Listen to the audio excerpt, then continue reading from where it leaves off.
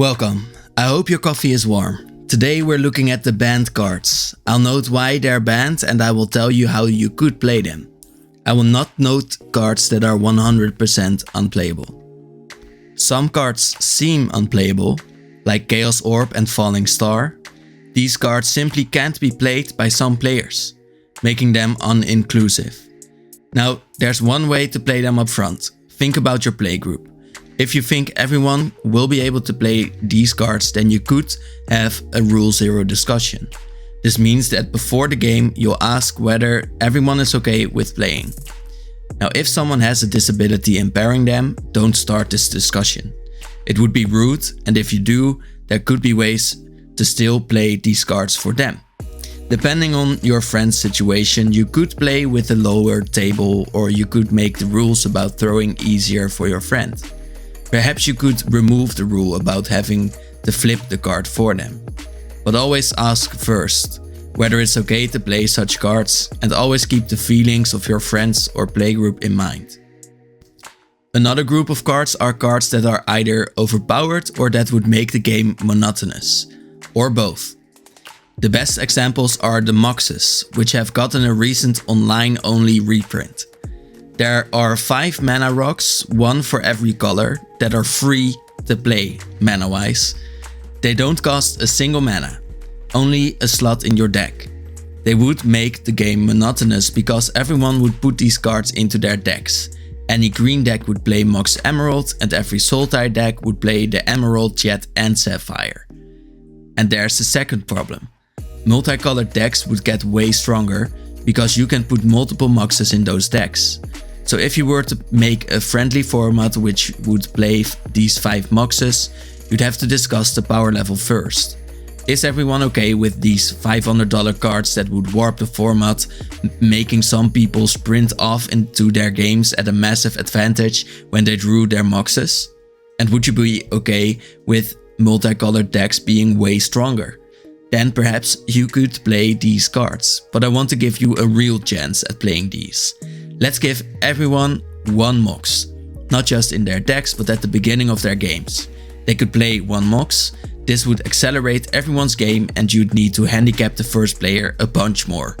Maybe their Mox is colorless, but in this manner you could in any case change the way your Commander games play out and keep it fair.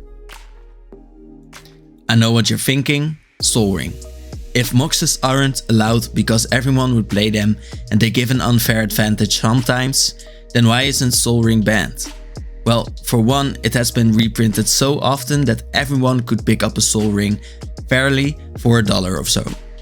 This is pretty average for non-competitive Commander decks. This does mean monotony, but Sol Ring adds a massive advantage to the game. Every cheap deck could play a Sol Ring and make their deck more powerful. Having a Sol Ring out is really fun, it gives you a rush. Even though your opponents will target you when you have a Sol Ring, it just gives everyone a fairer chance at playing Commander. Plus, one card worth of absolute monotony doesn't make for a monotone game, yet. Lutri the Spell Chaser was banned before it was released. It was designed to play well for limited formats, where having a singleton deck is a downside.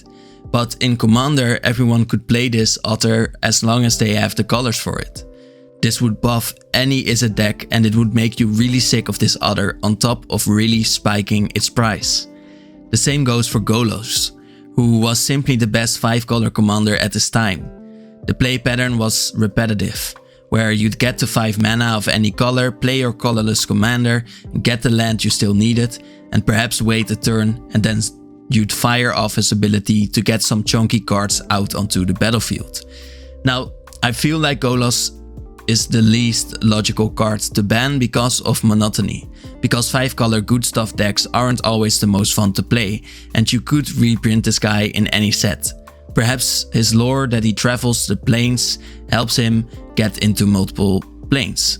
Lutri couldn't get anywhere without Omen Paths and wouldn't want to travel as much. So reprinting Lutri is way too hard and this will make his prices spike. With Library of Alexandria, this effect is worse, because it could really only fit in Arabian Nights and Wizards doesn't want to go back to that set's design. It's also good in any deck with not too many colors, where you sometimes have 7 cards. For any of these, I would say a rule 0 for any of those cards is pretty easy. If you want to play Golo, just go ahead as long as the playgroup isn't sick of the card. I think you're fine to play it casually.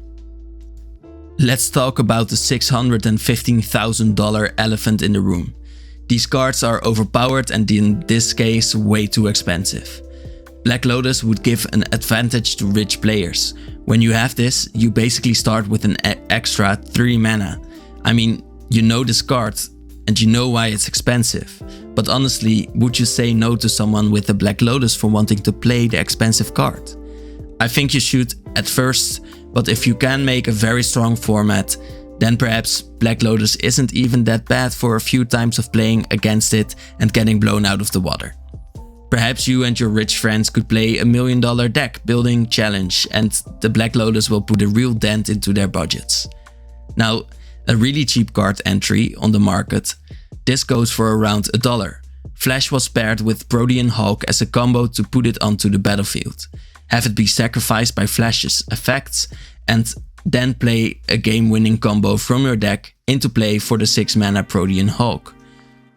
Now, again, this is easy. This is a 2-card combo that only takes 2 mana to play. If everyone in your format can do this and you play enough interaction, which CEDH often does, this could be okay with your friend group. Do note that when everyone starts playing this combo, you will have a still format for a while, but even such a high playing level can be fun. 1 mana draw 3, that's overpowered. Among with the Moxes, Black Lotus and Time Walk, this card is part of the band power 9, or 8 depending on how you look at it. Note that the normal rate for drawing cards is 1 mana per card, so this card is just 3 times as good as it should be and on a single card that's overpowered. If you like massive card draw, I would suggest playing with the rule that everyone can draw another card at the end of turn when they've dealt combat damage to a player, which is a great rule for groups that are reluctant to attack too. The last power 9 is Time Walk. This one tells you to take an extra turn for 2 mana. The fact that you can do a bunch of other stuff aside from taking an extra turn makes this a huge card. The normal rate for taking an extra turn is around 5 mana, in which it isn't played as much. Want to play with extra turns? Play Time Warp, or you could add a really hard mission to your game for which the reward will be another turn, like hitting yourself with the creature for at least 20 damage. Emrakul the Aeon's Thorn is also kind of about extra turns. It costs 15 mana but has no colors, so it could be played in any ramp deck and getting to 15 mana will win you the game in this case. Casting it is enough to net you an extra turn, so you lose nothing by playing this, and it can be countered anyways. It has protection from colors, it is flying so it can attack easily, and it will annihilate 6 permanents from one opponent. This is such a feel bad for one player, and it will swing you so hard that you will win with this guy and your opponents have almost no counterplay. Without a nerf, Emrakul will never be fun to play against. The only thing I can think of is giving everyone a green deck and an Emrakul starting in their hands. If you like tentacles, that will be a fun format for you. Caracas isn't as great in other formats. Bouncing a legendary might be specific in other formats, but in Commander there is always a commander to bounce. Whether you keep your opponents from having theirs out or whether you're protecting or value bouncing your own commander. There's always something to do with this land, and I would say that there is an easy fix for a Caracas format. Just give everyone a token of a Caracas-like card, but without the mana ability. Next up is the simic problem in MTG. Mostly green and sometimes blue just make way too much mana. For example, Fast Bound enables you to play as many lands as you want with the drawback that you have to pay a life. I would say that's not really a drawback for this effect, and the only limiting factor is the amount of lands you can put into your hand. The same effect, in a different way, Channel gives you a colorless mana for every life you pay. I'd say that the only drawback here is the amount of colored mana you can get. Weird to say, but a Primeval Titan is a bit less obvious. It's a 6 mana card for 1 and it needs to attack. After this, the Titan would net you 2 lands tapped. The most overpowered thing about that is it could get any land, like Gaia's Cradle, which I would reckon is still pretty overpowered on its own. But pair it with other pieces of great lands that green alone offers, and Primeval Titan becomes the single best bomb you can ramp towards. I think this is one of the pieces that's close to returning within strong formats. Now, Prophet of Kruphix is a bit more complex, but indeed very overpowered in most groups. You untap all of your lands and creatures on any upkeep and give your creatures flash. This basically means you get 4 turns with a creature heavy deck, while your opponents get 1 at the same time. If you can't remove Prophet after the first turn, this will quickly help you win the game. In many competitive games, this can be stopped, but in many others, this will feel like a bad loss for only 5 mana. This is peak simic design. There are 2 special massive mana cards left. Rofellos is a Llanowar elf for 2 mana, which isn't too much of a nerf because he gives you green mana equal to the amount of forests you control. Cabal Coffers is more okay because it's in black, which doesn't ramp as quickly on its own. But a mono green deck could storm off with this very easily. Cabal Coffers also is just a useless land until you have 3 swamps, and only then it starts to get to be a great card. Yes, it's what makes mono black strong, but it isn't unfun to me. This elf legend would be. 1 mono blue card among these, and it seems at first glance a weird one. Tolarian Academy is a Gaia's Cradle for blue, but instead of working with creatures, it works with artifacts. The problem is that artifacts are often way easier to get than creatures. I mean, look at all of the clues, foods, maps and treasures that shouldn't be worth a single mana in most cases. These will be greatly overpowered with this land. The land is just a little too good and would make blue into a color with one of the best mana bases, which we really don't want to happen. Green has mana as its strength, and we can design around that. Now, how do you play with insane mana? I'd say give everyone a Cradle or an Academy, or give them a land that taps for mana equal to the amount of enchantments or planeswalkers that they have if they want. Everyone gets to pick one of these lands at the beginning of the game or while designing their decks, and you can definitely get some mana intensive games in with your friends. An 8 mana win the game card doesn't sound too strong at first. You need all 5 colors and a creature of each color, but there are true problems here. Your commander is all 5 colors if you're playing this card, so having 5 basics and getting your commander out are the only things you'll need before you play this. You can easily interrupt this card, making it fizzle when the creature is gone, but instant wins are often not too fun, mostly because at many moments in some playgroups there's nothing you can do about them. And then you must be wondering, why are other cards okay? Approach of the Second Sun isn't banned. Well, that card forces you to either have a way to get through 7 card draws, or it forces you to wait for a bit. There are combos, but they're also strong enough to win you the game. Might as well be instant, as I'll explain in a bit. This card is still often a feel bad for many people, because if you can't counter this, the game is just over, or so it feels.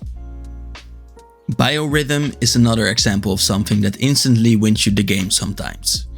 Another 8 mana, sure, but when your opponents don't have creatures, their life totals become 0, meaning you instantly win.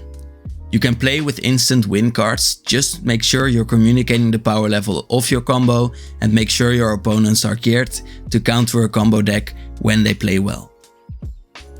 I told you how Rise of the Second Sun wasn't such a problem. Well, that's because cards like Gifts Ungiven are often worse. They still win you the game eventually, but they could not, and they might be a bit slow in the wrong hands. Gifts Ungiven lets you look for 4 cards. This already takes some time setting up, and then an opponent chooses 2. The choice shouldn't matter because you'll make sure that every pair of cards will win you the game eventually. The problem here is time. You win instantly for 4 mana, but you might not, and it will take some time.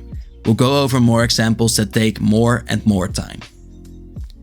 Tinker is still pretty fast in most cases. You'll be able to sack a treasure for 3 mana and you'll get a portal to Phyrexia. At turn 3, that spirals out of control pretty quickly if no one has an answer. Do note here that having an answer is often the solution. So in playgroups where people have a bunch of ways to destroy artifacts or to counter your 3 mana spell, you could still play these. Time Vault lets you get infinite turns pretty easily. You play it for 2 mana and then you make sure you untap the artifact with other effects, so that you can tap it for extra turns. Think about Marrow-Rager, a Merfolk staple that lets you untap a permanent. This could be an artifact too, of course, meaning you get turns as long as you're able to play Merfolk, which you should be able to.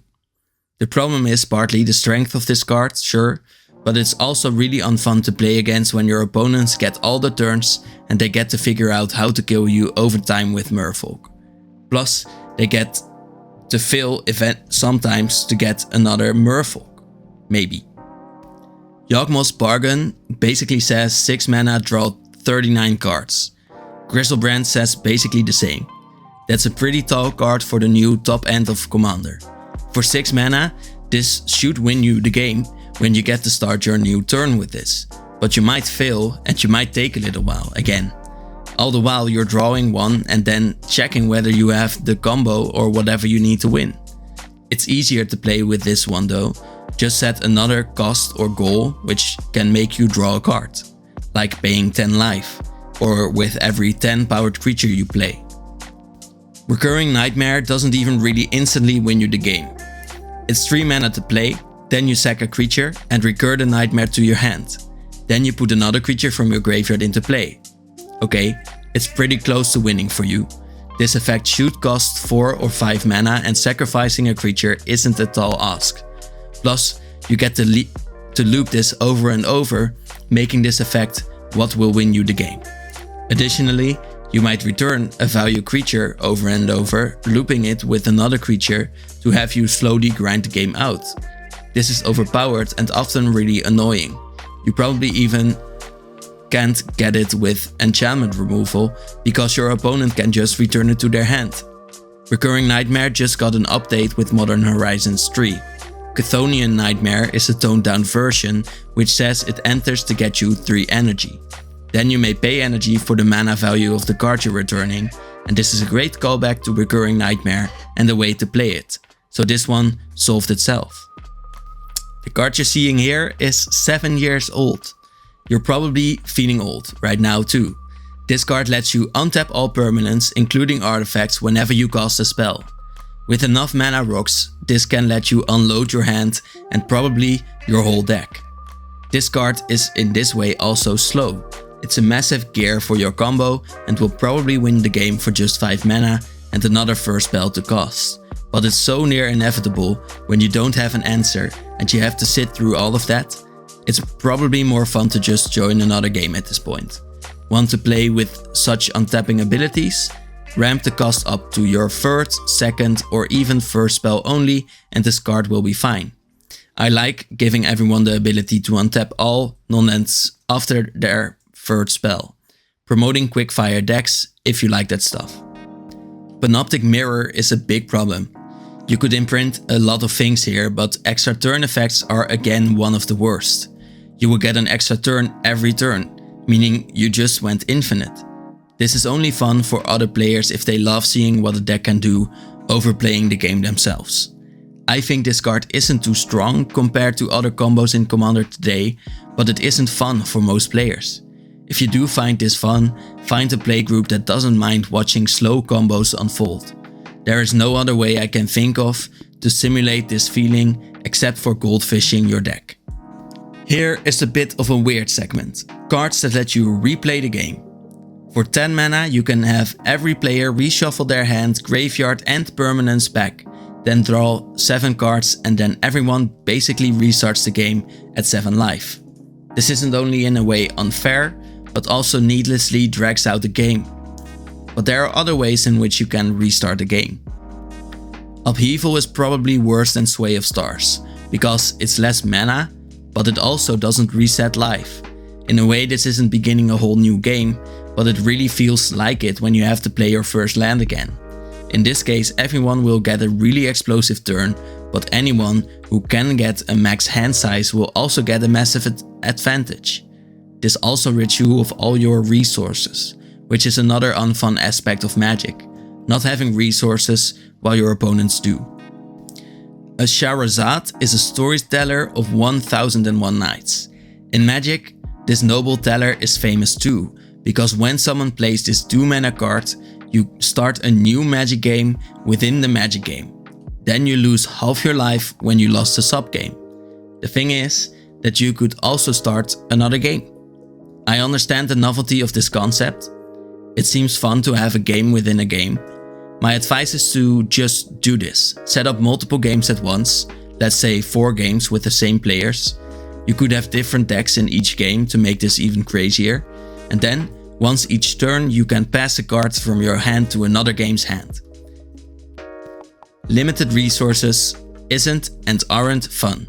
It slows down the game, and in this case of limited resources, you might have the advantage of playing a bunch of mana rocks, or perhaps you have lands that tap for multiple mana, or maybe you have a larger share of the total 10 lands. It's also land destruction, which is another thing many people hate. Having limited resources makes you unable to do the fun things in Commander, and when your opponent does get to have fun, that makes for a very jealous environment. Iona, Shield of Emeria, stops one color from being played.